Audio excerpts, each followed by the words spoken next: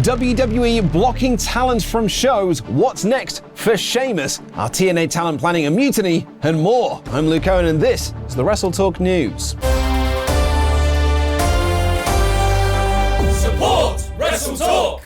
2024 has already seen some incredible wrestling matches from every promotion around the world. Whether it's Bryan Danielson versus Kazuchika Okada from Wrestle Kingdom, or Danielson versus Zack Sabre Jr. from New Beginning in Osaka. The War Games match on that show was also brilliant. Or it's Hangman Adam Page versus Swerve Strickland on AEW Dynamite, Will Ospreay versus Josh Alexander in TNA, the awesome Ilya Dragunov versus Trick Williams match from NXT, Ospreay versus Michael Oku from Rev Pro this past weekend, one of the greatest wrestling matches I've ever had the pleasure of seeing live. We are being spoiled as wrestling fans right now. Tomorrow night, I'm going to get to see Oku take on Robbie X and Leon Slater in a triple threat at Riot Cabaret. That is nuts! But all of this great wrestling is why the term dream match can often feel like it's getting thrown around without a lot of any real meaning behind it. Yeah, sure, Bryan Danielson versus Zack Sabre Jr. is a dream match. Yeah, sure, Robbie X versus Mustafa Ali is a dream match. But how's this for a slice of fried gold? Minoru Suzuki versus Maki Ito.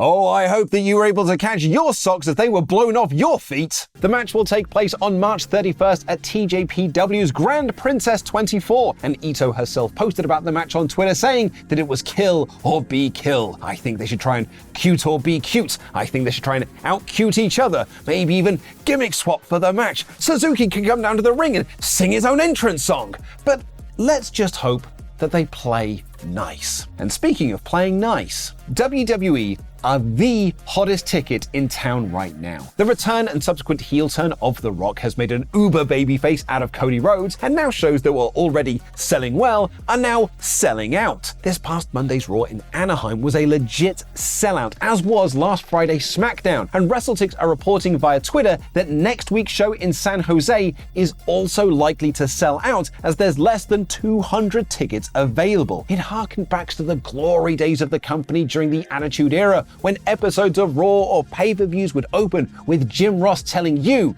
that this is just another sold-out crowd. WWE is so hot right now, creatively speaking. But the more things change, the more they stay the same. Following Jordynne Grace's appearance in the Royal Rumble, there was some speculation that there could be some sort of forbidden door that had been opened and there would be talent exchanges between TNA and WWE, but that hasn't really been the case. And now Martin Best, the co-owner of Progress Wrestling, has spoken to Tom Campbell of Cultaholic about how WWE didn't approve of them booking talent that also worked with All Elite Wrestling. WWE and Progress went into a working relationship during WWE's expansion in the UK when they launched NXT UK, which itself was WWE trying to capitalize on the rise of British wrestling, referred to as BritWres, which saw shows like Progress, Rev Pro, NGW, ICW, even many more sell out shows on a consistent basis. The relationship saw the UK-based promotion still get access to talent that had signed with NXT UK, like British Strong Style, and also get their shows aired on the WWE network. But it wasn't just NXT UK talent that Progress were using, as they also booked other independent talent, some of which also happened to work with AEW, like Swerve Strickland, Anthony Ogogo, and Jonathan Gresham, who at one point was Progress's world champion. Progress's deal with WWE to air their shows on the network ended in January of last year, and it was the bookings of Ogogo, Swerve, and Gresham that WWE took issue with, removing their matches from the WWE network, even though at that point, Gresham wasn't even working with All Elite Wrestling. This meant that some Progress shows were aired without world title matches. But before we hear more details about that, here's a video about Surfshark. Hey, Luke, have you got any ideas for this Surfshark ad? Surfshark ad? Yeah, I'm writing the ad for Surfshark this month, but I mean, I don't know what to say. I feel like everyone knows about Surfshark at this point, right? What's a Surfshark? It's a VPN. What's a VPN? A virtual private network. Oh, so I'll be able to protect my data and watch content from overseas and protect me from cybercrime. Yes, Luke, and our audience will be able to secure their privacy online by using the code WrestleTalk to get 3 months extra for free using the link below. I don't know. I'm all out of ideas, I'll be honest with you. I mean, maybe you could come in as a cowboy and horse ride your way through the VPN world. Well, howdy do! Y'all heard about Surfshark VPN? Luke, I think I'm just going to write up the conversation we had for the ad. That'd be ridiculous, Pete. I mean, how would you end the video? Well, I don't.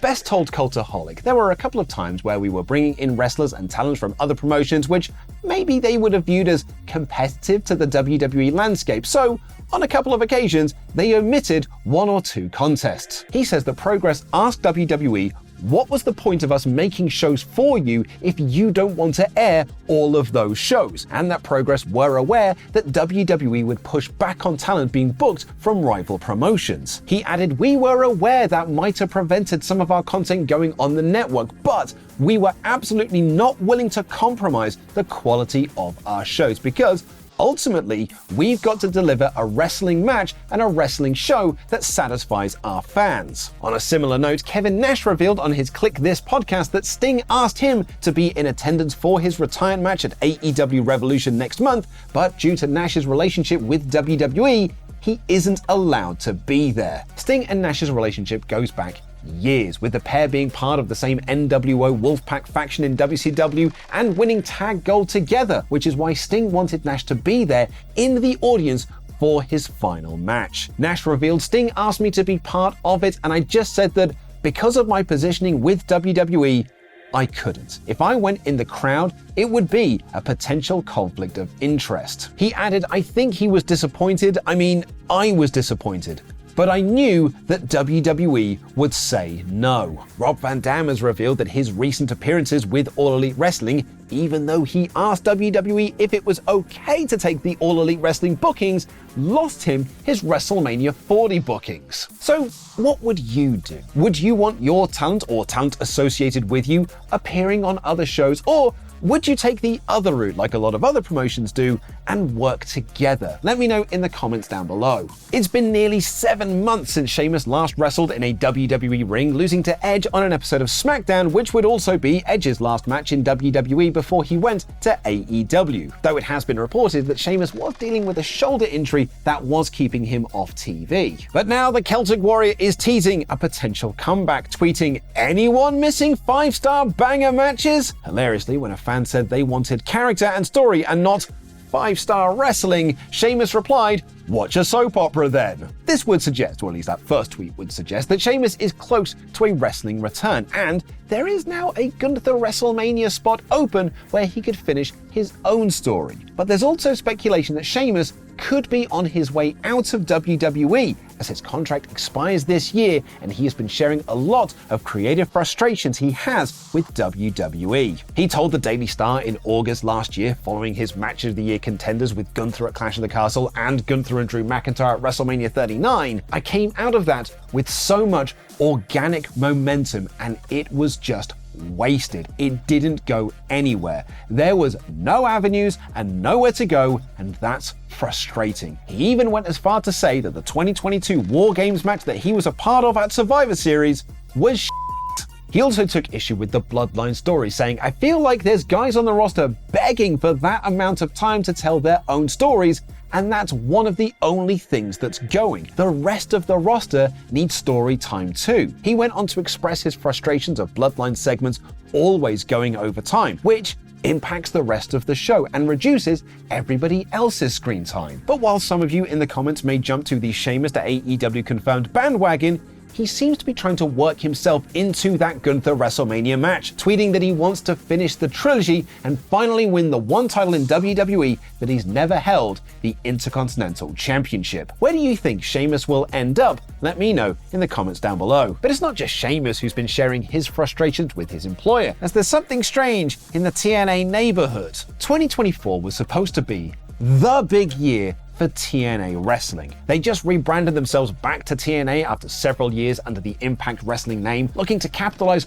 on the nostalgia that people have for the total non-stop action brand. You know, people like me. Their first pay-per-view of the year, Hard to Kill, was praised by fans and critics alike, and they followed that up with an episode of Impact that featured both Will Ospreay and Kazuchika Okada. And then Anthem, the parent company of TNA, fired the guy who was spearheading these big changes. It has since come out that Scott D'Amore, the guy in question, was looking for Anthem to put more money into the promotion to push it further. When that wasn't an option, and Anthem decided they'd rather just fire Scott D'Amore, D'Amore attempted to buy TNA, but his offer was rejected. Talents were reportedly very upset at this firing, as many of them were loyal to Scott D'Amore, with House of Wrestling reporting that a separate talent call headed up by Gail Kim and Tommy Dreamer was chaotic. A couple of days ago, Sean Ross Sapp posted on Twitter that he had some TNA contract news coming out, which ended up being Steve Maclin's deal with TNA is ending soon. But